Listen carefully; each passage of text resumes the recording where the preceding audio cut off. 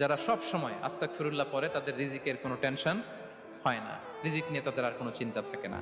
আল্লাহ নবী নূহ আলাইহিস সালাম যিনি ওনার জাতিগোষ্ঠীকে বলেছিলেন ফাকুল তুস্তাগফিরু রাব্বাকুম ইন্নাহু কানা গাফফারা, তোমরা বেশি বেশি ইস্তেগফার পড়ো, তিনি ক্ষমাশীল।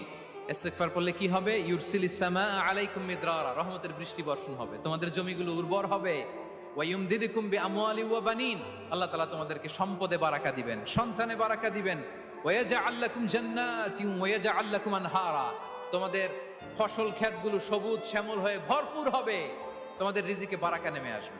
তাহলে আমরা যেন বেশি বেশি ইস্তেগফার করি।